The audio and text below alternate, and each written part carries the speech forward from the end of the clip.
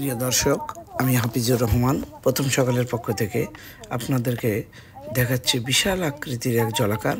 এটা যশোর জেলার কেশবপুর উপজেলার মালয়েশিয়া প্রবাসী সুজিত বিশ্বাসের জমি আত্মসাতের পায়তারা করতেছেন তারই আপন বড় দুই ভাই এবং সুজিত বিশ্বাসের দুই স্ত্রীর মুখে শুনুন বিস্তারিত এবং তার জামাইয়ের মুখে।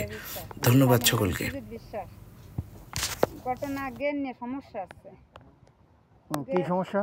সমস্যা আছে উনাকে তার মানে এনে দাগে দাগে ভাগ করে দিতে হবে। জমি কার? আমাদের জমি ভাগ করে দিতে হবে। আমরা যেটা দিতে হবে কার? সঞ্জিতরে দিতে হবে। সে আপনার কি হয় সম্পর্কে? দেওর হয়। আচ্ছা, এই জমিটা আছে কার জমি? দুইজনটা দিতে হবে। আমার স্বামীর জমি। আপনার স্বামীর জমি? এটা দখল সবাই সমান ভাবে। আচ্ছা, এই জমিটা কতটুকু জমি? 90 শতক।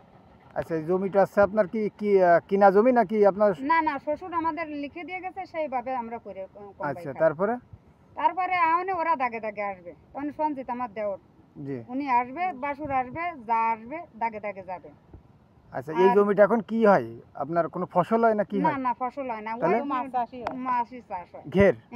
আচ্ছা, তারপরে এইভাবে করতেছি, খাচ্ছি। আর তোমার দাদা বিদেশ থেকে যা ওই করে সেইভাবে আমরা করে খাচ্ছি। এই বর্তমানে আমরা এই যে দুইজনে যা বিক্রি টিক্রি করি, মানে তা দেখে টেকে আনে করতেছে।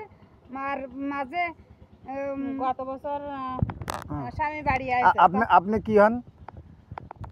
মানে লিপিকা, আপনার নাম তো লিপিকা নাকি? লিপিকার কি হন আপনি? বোন হয়। আচ্ছা, কি হিসেবে বলেন?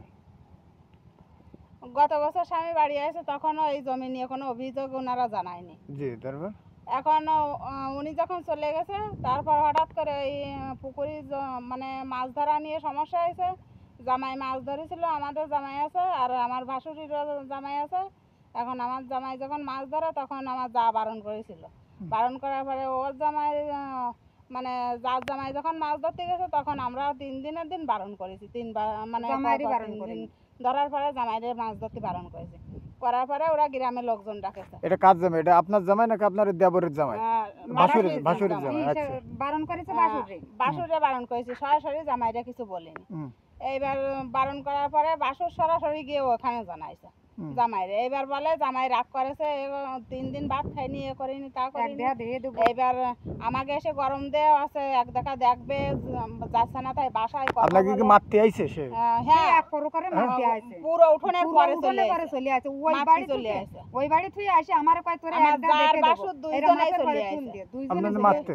হ্যাঁ, মারা তো ইয়া যায়, তারে আসলে তো মারা। দুইজনেই আসার পরে ব্যবহার করেছে, কাপড় চোপড় উঠাইছে, বাসুর হইয়া। আচ্ছা, এই বিষয়ে আপনার কারো জানাইছেন? এলাকার প্রতিনিধি বা কারো মেম্বার টেম্বার মোটমাট আমার সবাই? কি মেম্বারের নাম কি?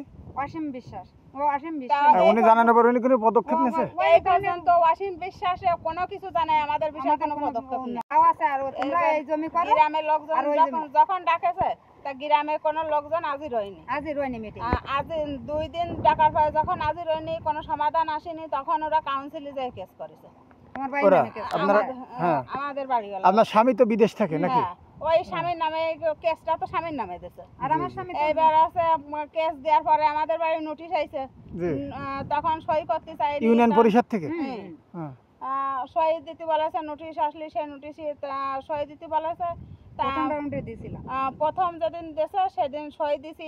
আচ্ছা, গেল। এখন শোনেন, এখন হচ্ছে আপনারা চাচ্ছেন যে আপনার শ্বশুর যে জমি আপনাদের 90 শতক যে জায়গা থেকে দিয়েছে, আপনারা কত বছর ধরে জমিটা করে খাচ্ছেন?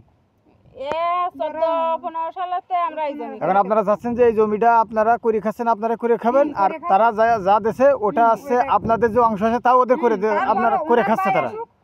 তাও আপনারা কোনো করতেছেন? আপনাদের স্বামী আসলে তখন সে সমানভাবে ভাগ করে দেব, কিন্তু এই গাড়টা আমরা কারো দেব না। আচ্ছা, এখন আপনারা যে আপনাদের যে মারতে আইছে বা বিভিন্ন কোনো হুমকি ধমকি দিচ্ছে, আচ্ছা, এখন এই পদক্ষেপে আপনারা কি কোনো জায়গায় কোনো অভিযোগ করেছেন?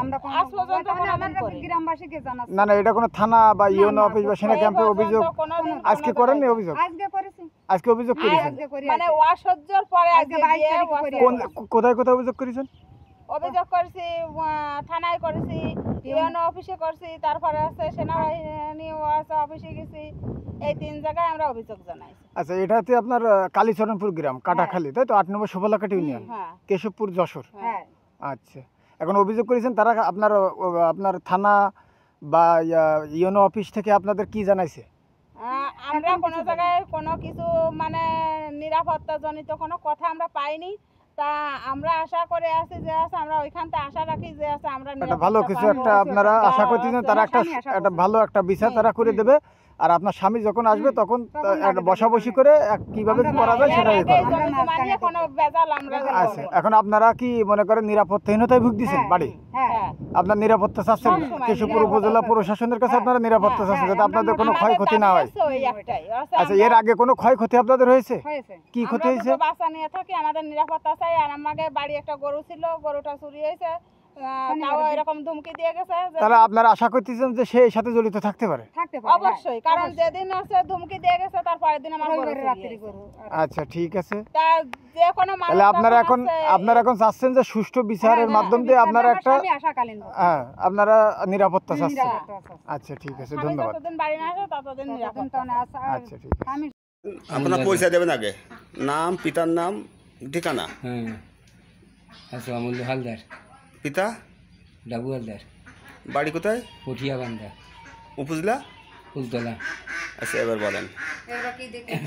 এই সালিশি গ্রামের লোক এসে সালিশ করেছিল। সালিশ করলেই পারিছিল না, পারলে কি জামাই ডেকে নিয়ে আসে। এবার আমারে বললো কি চেয়ারম্যান মেম্বার থাকে যে দাদা আপনি এই জামাই, আপনি এই জমিটা আপনি সমাধান করতে পারবেন, কারণ রাজি আছেন, আপনার শালা তো, ও দুটো আপনার শালা, এটাও আপনার শালা। তাই রাজি করাইছিলাম এর। তা করলো কী করলো, তাহলে আমার করলো কি, তাহলে দাদাও একটা কাজ করেন, আমাদের 90% জমি আমার দিতে হবে, আশা ওরা করে খাক। ওরা সেইভাবে করে খাচ্ছিল। ওই মানে ওই যশোরে যাইয়ে একটা আপোষনামা মানে উকিল দিয়ে এটা আমি করে দিয়েছিলাম। দেওয়ার পরে সেইভাবে এই জমি এরা এই